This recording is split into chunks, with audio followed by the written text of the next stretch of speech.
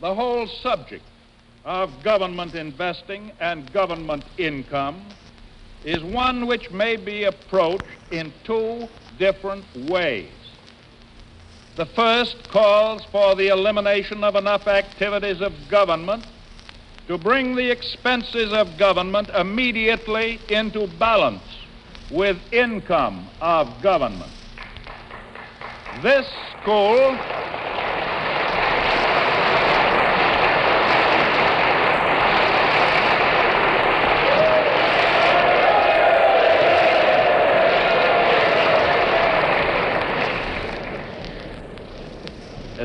school of thought maintains that because our national income this year is only $60 billion, ours is only a $60 billion country.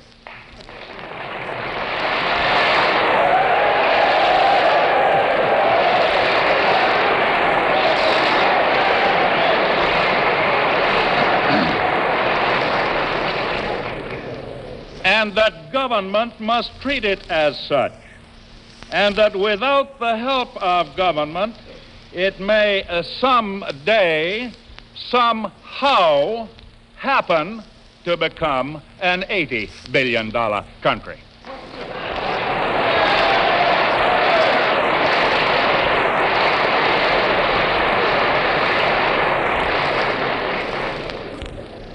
And an important point. If the Congress decides to accept this point of view, it will logically have to reduce the present functions or activities of government by 1/3.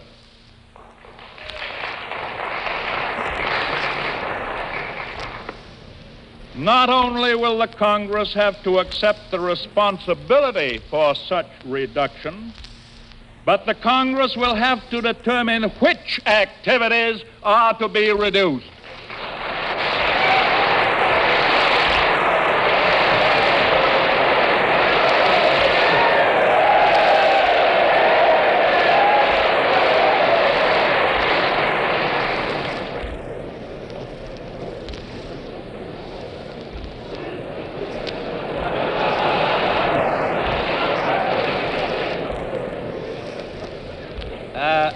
Certain expenditures, I believe we cannot possibly reduce at this session, such as the interest on the public debt. A few $1 million saved here or there in the normal or in curtailed work of the old departments and commissions will make no great saving in the federal budget.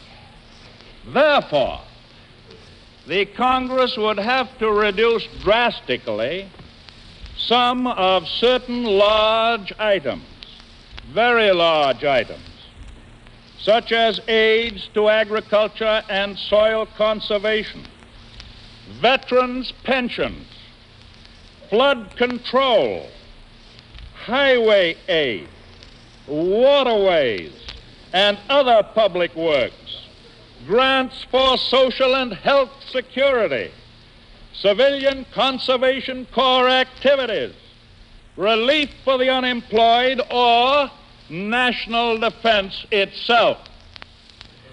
The Congress alone has the power to do all this, as it is the appropriating branch of the government.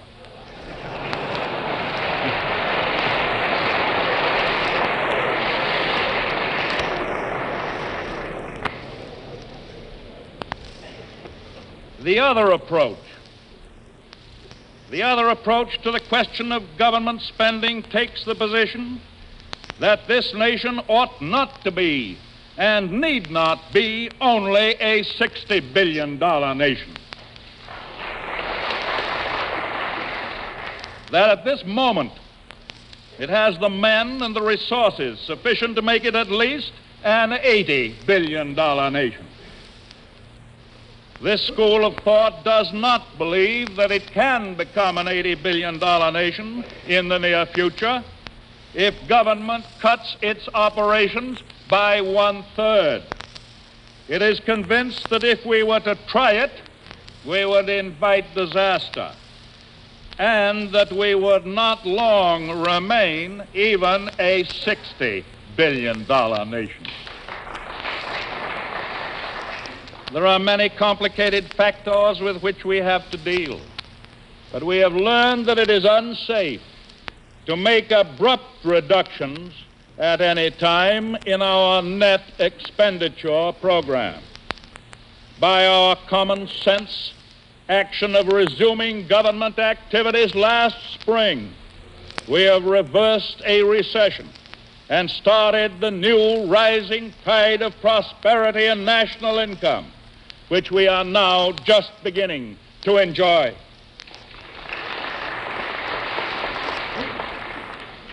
If government activities are fully maintained, there is definitely good prospect of our becoming an $80 billion country in a very short time. With such a national income, present tax laws will yield enough each year to balance each year's expenses. It is my conviction that down in their hearts, the American public, industry, agriculture, finance, wants this Congress to do whatever needs to be done to raise our national income to $80 billion a year.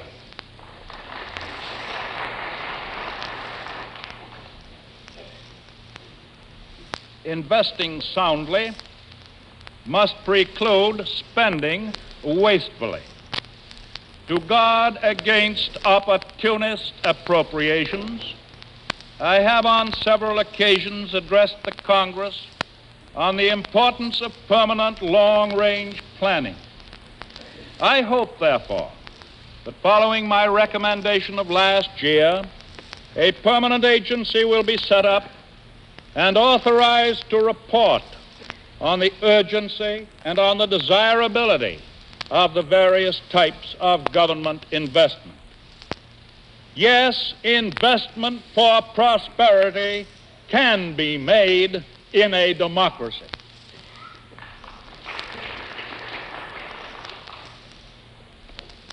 I hear some people say, this is all so complicated. There are certain advantages in a dictatorship. It gets rid of labor trouble. It gets rid of unemployment, of wasted motion, and of having to do your own thinking. My answer is yes, but it also gets rid of some other things which we Americans intend very definitely to keep, and we still intend to do our own thinking.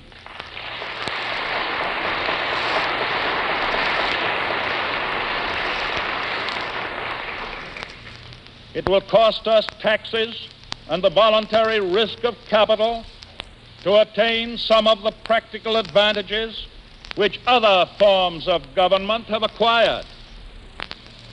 Dictatorship, however, involves costs which the American people will never pay.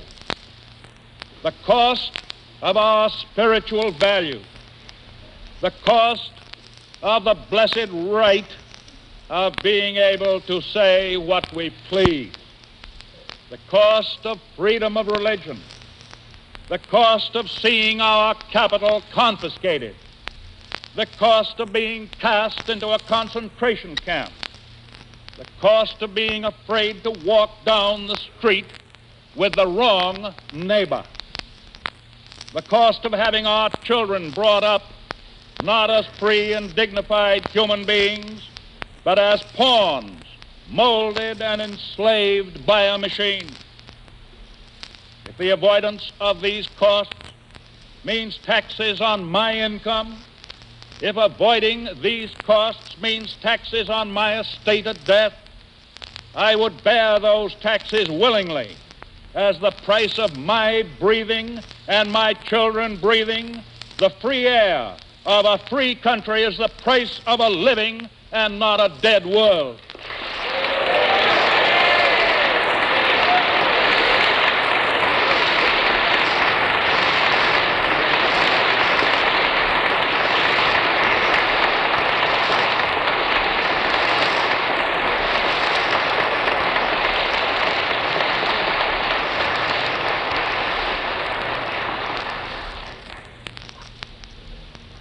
Events across the seas have made it increasingly clear to the American people that dangers within are less to be feared than dangers from without.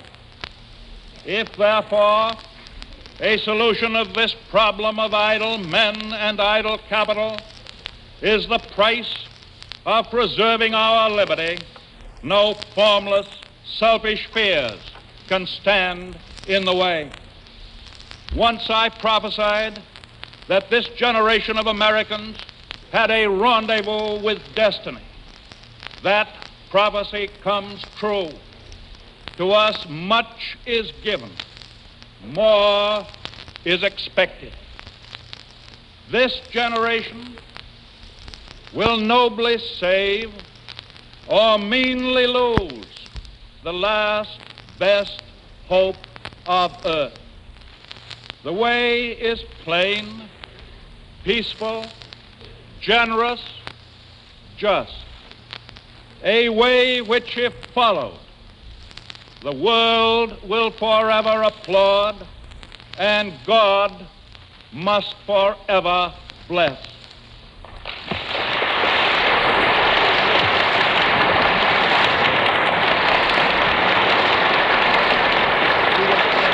Ladies and gentlemen, you have heard the President of the United States deliver his annual message on the State of the Union to a joint session of the 76th Congress. Turns now to shake hands with the Speaker of the House, the Honorable William B. Bankhead, and with the Vice President of the United States, the Honorable John Nance Garner. He hands his speech to the Speaker, and it becomes a record of this joint session of Congress.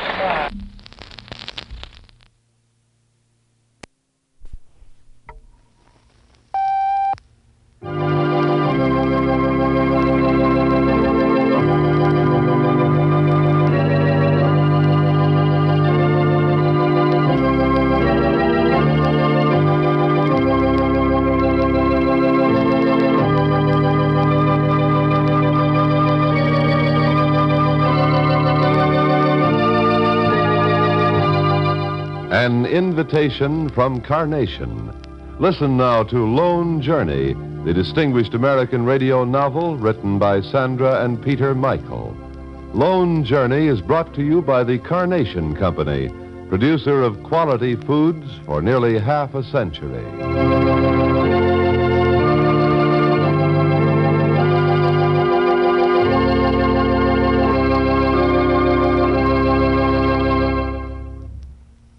Occasionally, the makers of Friskies dog food are asked, why do you have two forms of Friskies, Friskies Cubes and Friskies Meal, when the formula of both is the same? Well, the principal reason is that Friskies Cubes are sized just right for generous bites, which exercise the jaw muscles of your dog, just as certain crunchy foods do for us. Also, many people like to feed a moist dish, which can easily be prepared by adding a cupful of water to 2 cupfuls of Friskies Meal. Warm water, you see, brings out the rich, meaty flavor for your dog. So there's a different kind of usefulness in each. But whichever form you feed, or if you feed both alternately, as so many people do, you can be sure you're giving your dog full nutrition, because Friskies actually contains 19 selected ingredients in a perfectly balanced formula for health and growth and stamina.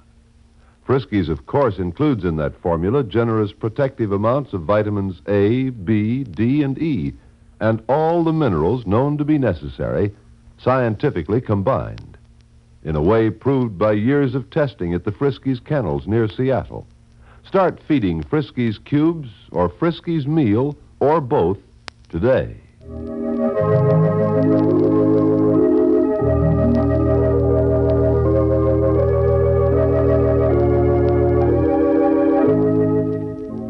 This is Chapter 67 of Lone Journey.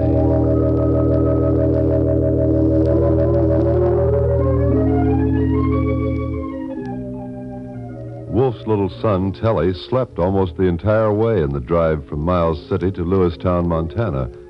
This was a long drive, which made the boy's nap almost an all-day performance. Well, now near the end of the day and the ride and the long sleep, we pick up the car as it leaves the open prairies and runs in among the wooded hills that mark the western boundary line of the Spear T Ranch. Almost home. Wolf, I know this is the most beautiful spot in the world. Well, it's hard to beat when it looks like this. Must have rained here this afternoon. Yes. The air does have that clear, washed smell. Ever see such brilliant, juicy greenness? Look at those meadows, Sidney. Yes, look at everything. That blue sky. Look at those quiet old mountains. They're like a peaceful group of grandfathers. Big, husky grandfathers who've really been able to take life. And now they're... Well, come on. Now they're what? Now they're sitting there talking it over among themselves in their wise and steady way. The afternoon sun on their big, ancient shoulders. Say, that's all right. It is. He's waking up. Just in time. You must have sensed we were here, huh? Yes, I should say so. Good morning, Telly. Where am I? Why'd you stop the car, Daddy? We're home, son. There's a pretty good view of the ranch from here. Come on out. Want to show you something. What? The new little baby cow? No, you'll see that when we get all the way home. This is only the beginning of the ranch. Don't you want to come and look, too? Oh, well, yes, of course I do, Telly. You have such a lovely new home here. You know that? Sure, I know that. Daddy sent me lots of pictures. I know what that big mountain is over there. Are you sure about that? Of course I'm sure that... What is it, Daddy? That's Black Butte. That's just what I was going to say. That's Black Butte. Right you are, son. And the one over there, that's Grassy Butte. And the sort of pointed one, way back there, sticking up a little above the others, that's Judith Peak. Oh, Judith Peak? Mm-hmm. That's where Mr. Hamilton's got his copper mine in a big, deep tunnel. When are we going up to Mr. Hamilton's tunnel, Daddy? Can we go now? Well, I think we better put that off until tomorrow or the next day, maybe. Oh. Well, you probably don't realize it, young fella, but neither Sidney nor Daddy have slept a wink for 2 days. Huh? Are you kidding? Oh, I'm kidding. Telly, we're going to go up to the house now, and then I'm going to fix supper for us all, and after we've eaten it, I'm going home and take a bath. If I look half as dirty as I feel, I'm sure Eno will put me in a pen with the rest of the pigs. You're not a pig. You look pretty. Oh, well, thank you, Telly. That's very sweet of you. The boy comes honestly by his good judgment. That's all I can say. Oh, look. See that deer? No, Telly, out there on the meadow. I don't see nothing. Near that brush. You see him? See the deer? You don't see anything. I don't see... I see him? I do see him. I see him. He's got horns, too. Daddy, can we shoot him? Can we shoot him, Daddy? Please, can we shoot him? I'm afraid you're rushing the season a little, son. Telly, you wouldn't want to shoot that poor, harmless little deer, would you? Oh, I don't know. Well, it's much more fun to let them live. Then you can watch them playing out there in the meadow. And see their pretty little spotted fawns in the spring. Did you ever see a little spotted spawn in the spring, Sidney? Did you ever? Well, I saw one just one time. But it was the prettiest sight I ever saw in my life. Did he have spots all over him? Spots all over him.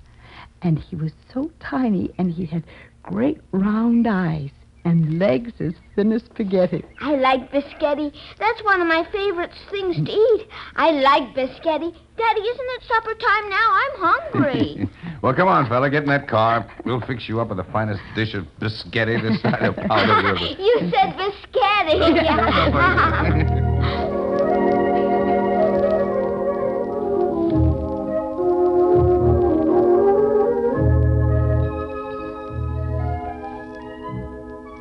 Now it was on to the house. Here there was a momentary disappointment. There was no one at home to greet them. The house seemed oddly quiet and uninviting. I wonder where they could be. I'll bet they're up at Leila's for supper. They hadn't expected us until tomorrow at the earliest. Daddy, can I go see old Brownie Horse now? Well, I'll tell you, son, Daddy's got to fix that spaghetti for you, and I know Sidney's all tired out. Sidney is nothing of the sort. Now, you just go and introduce Telly to Brownie. And I'll take over here. Now, march, both of you. No more talk about it. Yeah. Is Sidney the boss, or who is the boss? I thought you were the boss of the ranch, Daddy. Oh, we don't have any boss on this spread, son. We just sort of do all the work together. There they go. My little family. Well, we'll find it. Why do I say it? I know that will never happen. At least I don't need to delude myself. Here, Lem. Here, Lem. Come and say hello to your new top hand, Hey, doggy, here, Lem. Oh, he's a nice doggy. I like you, doggy. Yes, nice doggy. Such a sweet little boy. Come on, son. Now we'll go say hello to Brownie, huh? Bye, Sidney. Bye. Bye, Telly. Goodbye, dear little boy. I'm afraid I love you too now.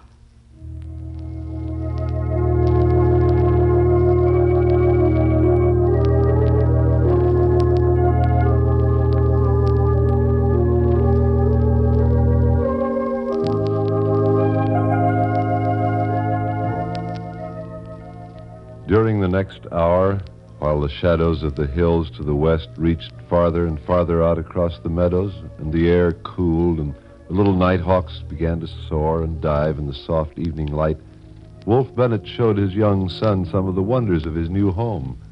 And then... You! Supper's ready! Come on to supper! Say, did you hear that, Telly? Yes, sir. Here we are, Sidney. We're coming. Father and son, like the men folks on farms and ranches all over America, answer that eternally welcome call to food and make a beeline for the kitchen door. Outside it, they pause to perform the inevitable little ritual, the scraping of mud and other farm accumulations from their shoes. Sidney is busy in the kitchen. Through the screen door, she hears them talking out there. She smiles wistfully and feels a keen loneliness. Gotta be careful. I bet you I could run that tractor if I was only a little bit older. Don't you think so, Daddy? Well, sure thing you could. A few short years from now, you'll run it like nothing at all. You'll spoil him. I'm sure gonna like it out here. You think you will, Ann? Daddy, Yeah? is Sidney gonna really be my new mommy? Oh, no. Then he did hear Wolf. Oh, well, now, wait a minute. That's quite a question. What makes you ask that? But that's what you said down at the hospital. Oh. Don't you remember, Daddy? You said, Telly, I want you to meet your new mommy. Oh, did I say that? That's what you said, Daddy. That's what the man said. You haven't changed your mind about that, have you, Daddy? Why? Well, you see, it wasn't exactly... When your father said that, Telly, he didn't mean it literally. Not exactly like that. He didn't? Well, you know how you call some people your aunt or your uncle, even though they aren't really related to you? Oh, yes, I know. Like my Uncle Billy Englehorn in Milwaukee. Yes, that's right. Well, I'm sure that's what your daddy meant when he said I was your new mommy. Just a very good friend of the family. Is that right? Uh-huh. Okay, then. Now, how are those shoes? They're about clean? Huh? Guess so. That's good. Sydney. Yes. Your husband got killed in the war, didn't he? All right, son. Now, shall we go in? Didn't he get killed in the war, Sydney? Telly, inside now. Well, we don't know, honey. We don't know for certain. He got lost in the war, but many, many other men have gotten lost and then been found again. Yes, but I heard my Aunt Franny tell my uncle that Daddy wrote in a letter that your husband was really dead now because the government said he was. Telly, can't we talk about this some other time? All right, Daddy. If you don't mind, Wolf, I think it might be best for me to explain to Telly exactly how it is. Will that be all right? Yes, Yes, of course, that'll be Sidney. all right. Well, you're quite right about that, honey. The government has told me that it thinks Lansing will never come back. But the important thing to remember, Telly, is that neither the government nor anybody knows for certain. And that's why we all keep on hoping and believing that Lansing will be found again and come back to us. Well, Sidney, don't you think that... Please, Wolf, may we leave it like that? All right, Sidney.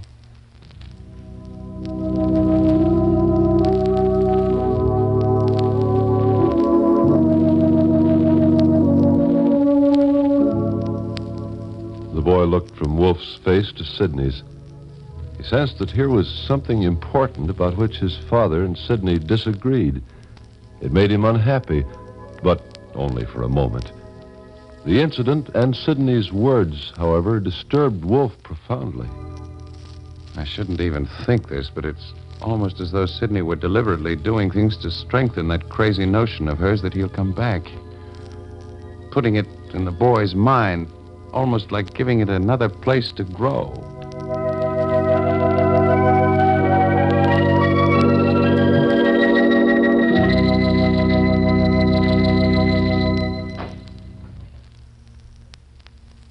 When I was speaking of the two forms of Frisky's dog food a few minutes ago, I mentioned the fact that many people like to feed both alternately.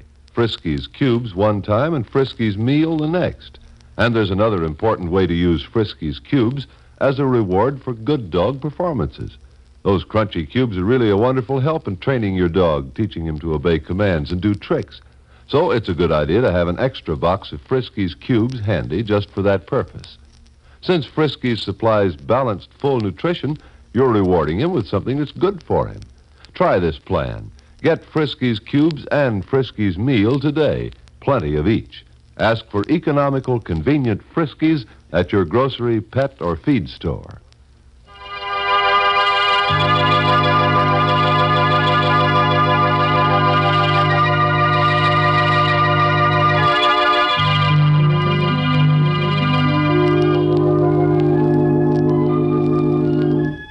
Enor, for heaven's sake, tell me what you've got to say.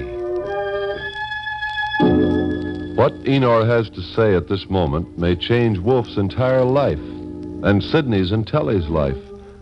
Be sure to listen tomorrow to Lone Journey, brought to you by the Carnation Company, who also present the Carnation Contented Hour each Monday evening. This is Nelson Case speaking.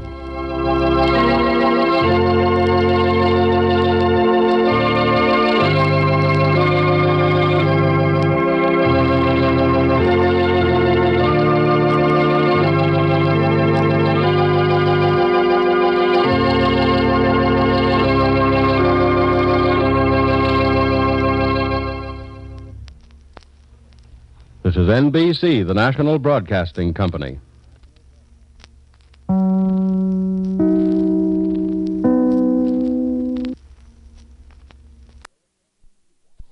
For a faster, easier way to clean porcelain and enamelware, change to Babo, the amazing cleaner that dissolves grease.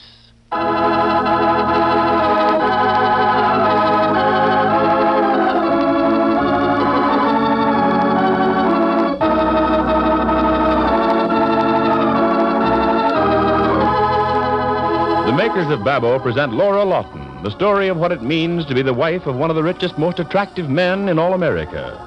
The story of the conflict between love and riches in a world so many dream of, but where so few dreams come true.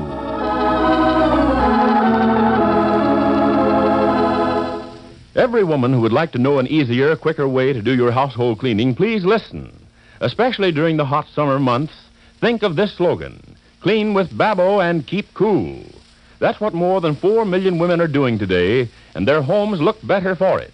Bathtubs, basins, and sinks are cleaner, whiter, and more sparkling. Kitchens are brighter, more inviting. With Babo, you can do your cleaning in a fraction of the usual time. The reason is simple. 90% of your daily scouring is caused by grease. Babo is the only cleaner specifically created to dissolve grease. With grease dissolved, dirt wipes gently off and with astonishing speed. Women everywhere are saying that nothing else can compare with it for speed of cleaning. In fact, they tell us Babo saves them up to 1/2 hour a day. So to help keep cool this summer, clean the fast, easy way with grease-dissolving Babo, B-A-B-O. And here's something else you'll be glad to hear. In spite of the ending of the OPA price regulations, we have not increased our price of Babo. Your dealer will have it for you at the same economical price. And now, today's chapter of Laura Lawton. Look, just coming in the door. It's Peter. Oh, it's Philip who's posing as my husband. Oh, May, he mustn't see us. He's going to see me. Laura, I've had quite enough of this nonsense. I'm going to let Peter know here and now that I'm in Hollywood. Laura and Peter's friend and secretary, May Case, are in the lobby of a Hollywood hotel. And May's words fill Laura's mind with sudden panic. That man isn't Peter. He's Peter's cousin, Philip Cole. And I mustn't let May go to him. I've got to stop her. Because if he finds out that she's in Hollywood, Peter's life may be in danger. I've got to keep her from going over to him. I'm going over to him now, Dora. I'm tired of this wild idea of yours that he's an imposter. I'll be back in a moment. Oh, May, wait. May! I couldn't stop her. Why didn't I hold her back? Now she'll ruin everything. Everything. Oh, I beg your pardon. Sorry, it was all my fault. I'm afraid I didn't look where I was going. Are you hurt? Hurt? No. No, of course I'm not. Well, what's the matter? Why do you keep staring at me? Was I staring? I didn't realize it. I just... Excuse me, please. Excuse me. Yes, of course. Funny. You meet a lot of strange people in this world, but that woman... I wonder.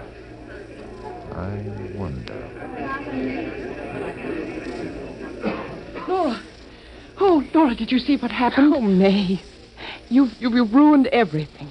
Why didn't you wait? Why didn't you listen to me when I tried to stop you? Laura, I can't believe it. I simply can't believe it. Come over here where we can't be seen. I didn't see what happened, May. I was almost afraid to look. But what you've just done, can you realize what it means? Peter's life. Laura, listen to me. I didn't ruin anything. You went over there. You called him Peter. No, I didn't. I'm trying to tell you. I crossed the lobby, and I deliberately bumped into him. Well, go on. He looked right at me, Dora. I apologized. He said it was his fault. But he looked right at me, and there wasn't a sign of recognition. I didn't think there would be. What did you say to him? I didn't say anything. I didn't give myself away. I think I was too stunned to say anything. I just stood there for a moment, trembling. Then I walked away. Well, didn't he think it was odd the way you acted? He didn't seem to, Laura. May, now do you believe me? Now do you think I'm insane? No, Laura, I don't. If that man had been Peter, he would have known me. But this man never saw me in his life before. Well, if only you haven't aroused his suspicion. I couldn't have. It was just an accident, my colliding with him. He couldn't possibly have thought it was anything else. Oh, Laura, I can't get over it. Do you wonder that I was fooled? He's the very image of Peter. And with those sunglasses on, why, I'd never have guessed that it wasn't Peter. Even his voice. Well, that's what I've been trying to tell you, May. But that business with Valerie Winton, the movie star. Now, how do you account for his knowing all the details of Peter and Valerie being engaged years ago? Oh, I can't explain it. How Philip knew all those things about Valerie, I don't understand it either. Even Miss Winton mistook him for Peter. Or maybe she didn't. What do you mean? Well, do you think she might be in on this? In on it? On the plan that Philip Call is trying to carry out. Do you think they could be working together? Oh, no, May, I don't. But it's possible, isn't it? Well, but not very probable. Now, why do you say that? Because Valerie Winton is the famous movie star. I met her in Noel Flint's office a few days ago, and she didn't know until that time that Peter was in Hollywood. What makes you so sure? Well, Noel Flint told me. Noel Flint? Oh, the movie director. The man Philip said is interested in you? Yes, and Noel wouldn't lie to me. And I don't think Valerie's mixed up in whatever Philip is doing.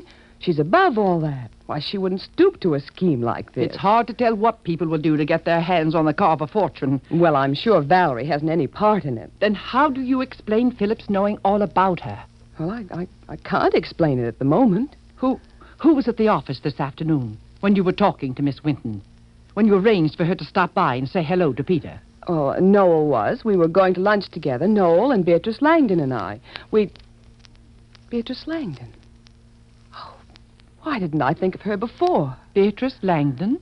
Isn't she your neighbor who's staying with you? Yes. Yes, she's Noel's secretary.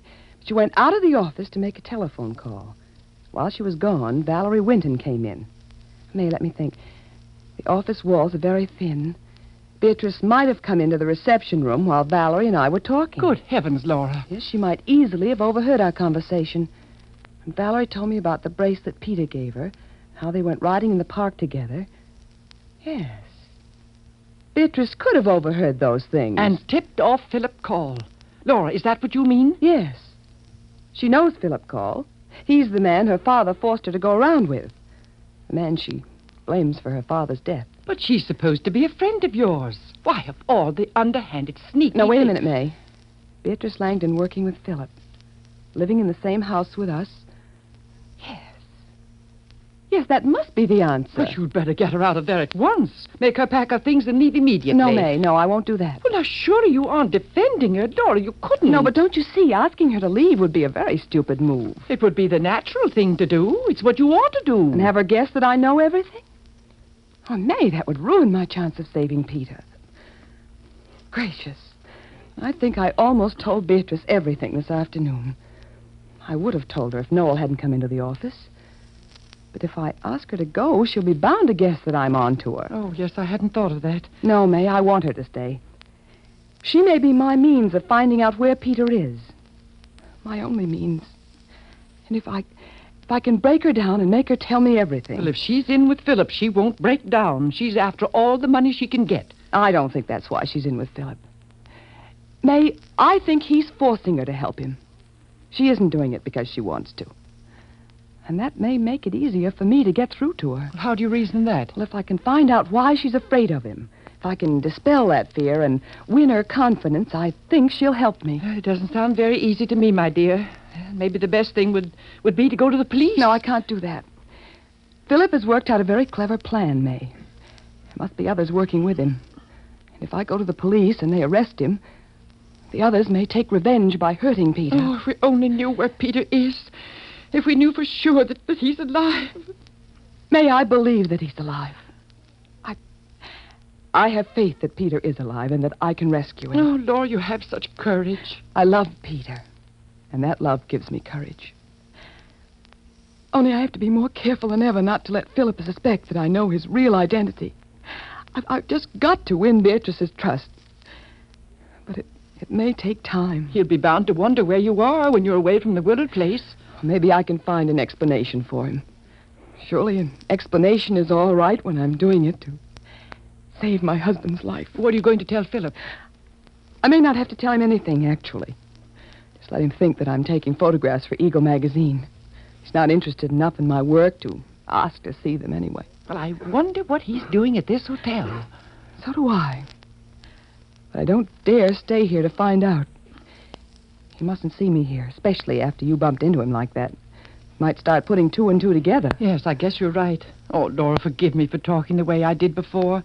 Now I see how right you were about him. And if there's anything I can do to help... Oh, the best thing you can do is stay here and keep standing by. And when I need you, May, I'll let you know. Meanwhile, in another part of the lobby, Philip is greeting Elaine Marshall, his attractive young accomplice. What in thunder took you so long to get down here, Elaine? I wasn't long. You're just on edge, that's all. How's it going, Philip? Fine, so far. But Randall is still out of town. Oh? I'm biding my time till he gets back, and I can sell him the plans I stole from Peter's safe. Oh, honey, I'm going crazy waiting. I keep thinking of you in that house, maybe getting interested in Laura Lawton. Now, Elaine, don't you know that you're the only one I care about? Don't you believe me, darling? I want to believe you. Oh, Phil, I'm so crazy about you. If I thought Laura or that Beatrice Langdon were trying to take you away from me, I'm not interested in Beatrice. But she can help me. I've got her so frightened of me that she'll do anything. She thinks I know something about her father, that I'll blacken his reputation if she doesn't do what I tell her. Phil, what are you staring at? That woman crossing the lobby. Where?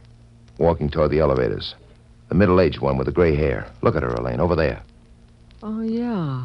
I noticed her this afternoon. Her room's on the same floor as mine. I think she came in here yesterday. What about her? Funny thing happened a while ago. She bumped into me when I was walking across the lobby. Well, what's so strange about that? She just didn't look where she was going. Maybe. Maybe not. What are you talking about? She stared at me in such an odd way. Elaine, I want you to find out about that woman. Find out who she is and where she comes from. Sure, but what's the idea, Phil? What do you suspect? I'm not sure I suspect anything. But it doesn't hurt to be cautious. I thought she acted very strangely. And I'd like to know the reason why. All right, Phil. I'll find out all about her and let you know. By the time I'm through, I'll know more about that woman than she knows herself.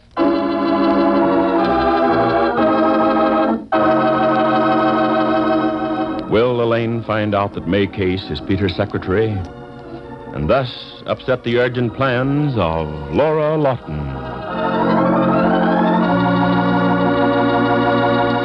Now, the reason some women seem to be always at it scouring and scrubbing is simply because they haven't made this discovery.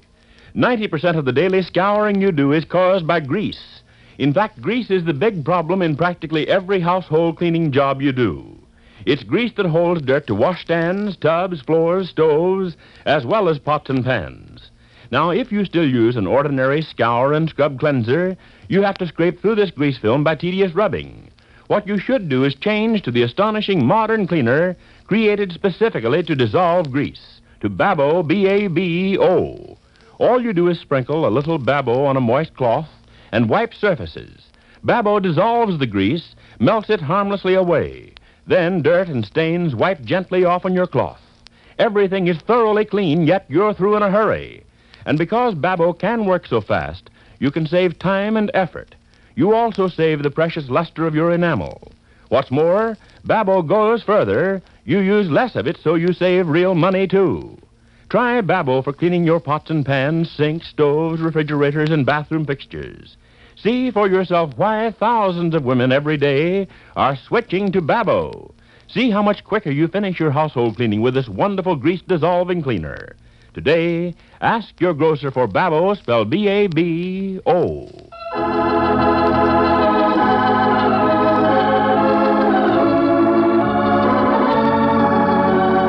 Laura Lawton will be on the air at the same time tomorrow.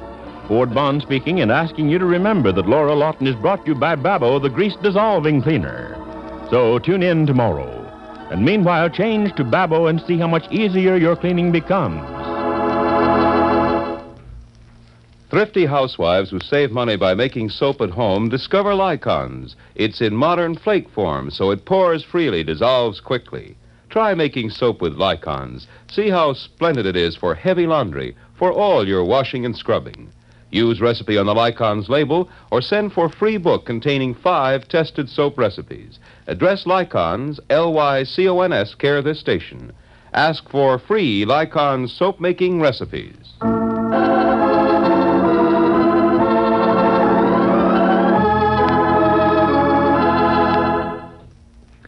This is NBC, the National Broadcasting Company.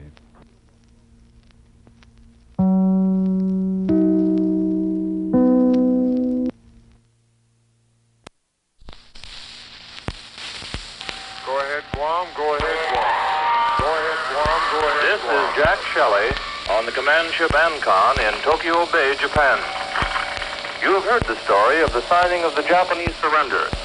These are some of the sidelights of the ceremony, and the story of how it might have looked to you if you had been a war correspondent, able to watch, as I did, one of the most dramatic scenes of modern times.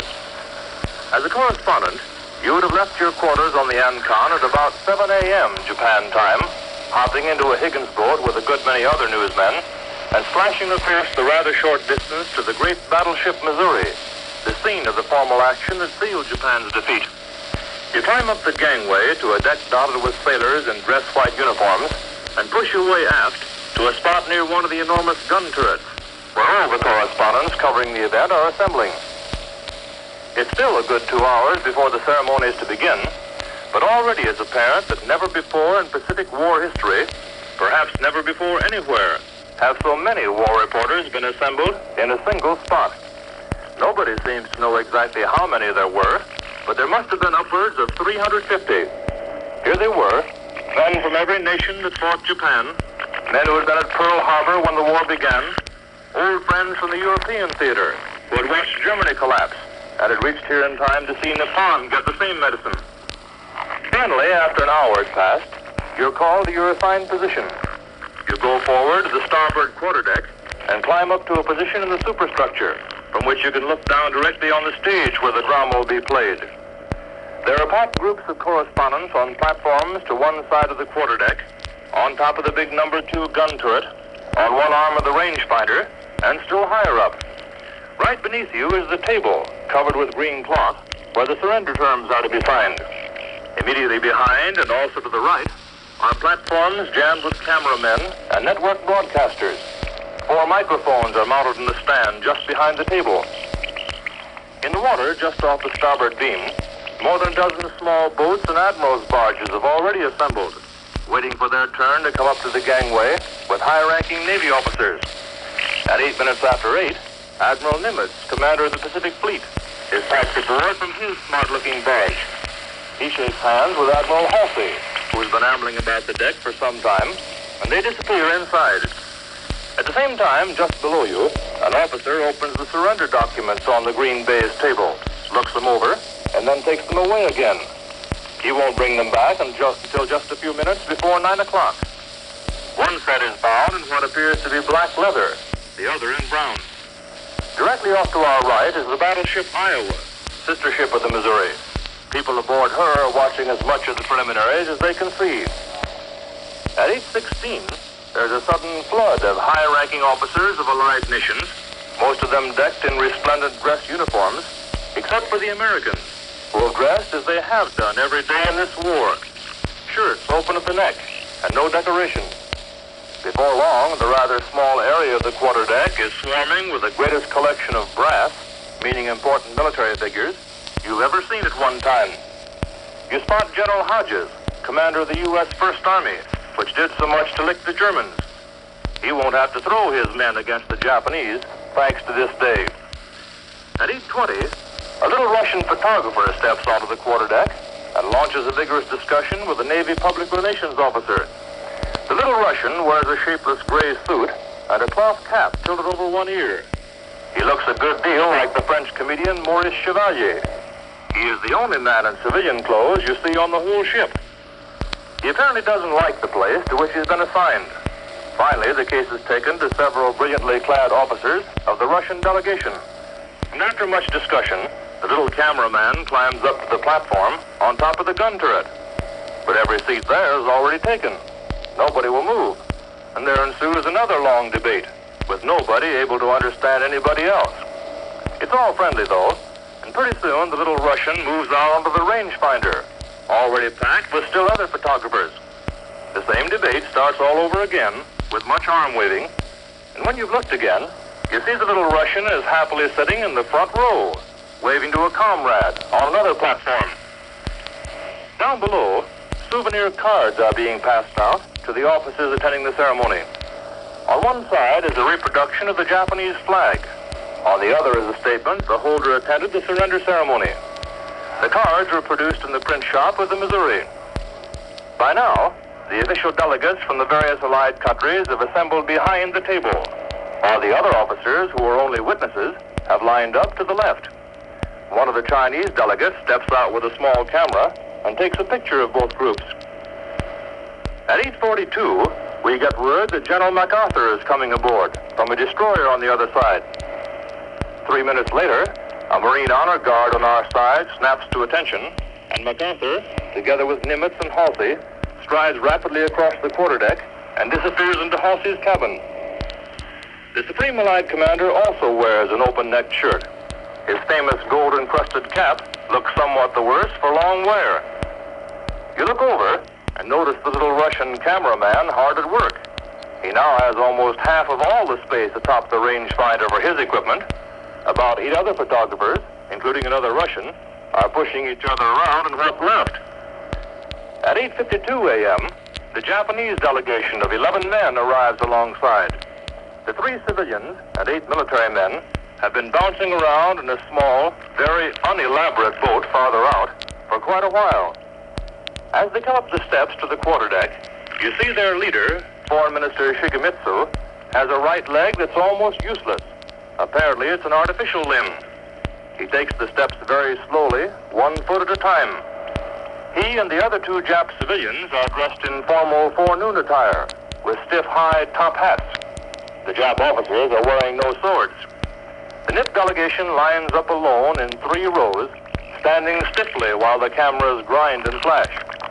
Someone remarks that Shigemitsu, who hardly appears able to get about, is certainly a fitting symbol of the beaten, crippled country he represents today. The Japs stand there, all alone, with expressionless faces, for almost 5 minutes, waiting. Then, exactly at 9 o'clock, General MacArthur appears so suddenly and quietly that you miss it until he starts talking. His hand holding the script is trembling noticeably, apparently with emotion, but his voice is firm. Then he tells the Jap delegation to sign. One of the civilians, apparently a secretary, steps forward and checks the English version with the Japanese document he holds. He steps back and Shigemitsu hobbles forward, slowly sits down, removes a yellow glove from his right hand, takes a fountain pen out of his pocket, looks at his wristwatch to make sure it's after 9 o'clock, and signs. After him, the Army Chief of Staff signs. He doesn't sit down, but merely stoops slightly to place the pen to paper. Then General MacArthur signs, and a thrill runs through every witness as he calls on General Wainwright, captured at Corregidor and only released about a week ago, to stand beside him. After which MacArthur gives the pen to Wainwright. This is a moment never to be forgotten. This is the balm to soothe part of the pain of Bataan. Then Admiral Nimitz signs for the United States. MacArthur is signed as Supreme Allied Commander, says the proceedings are closed.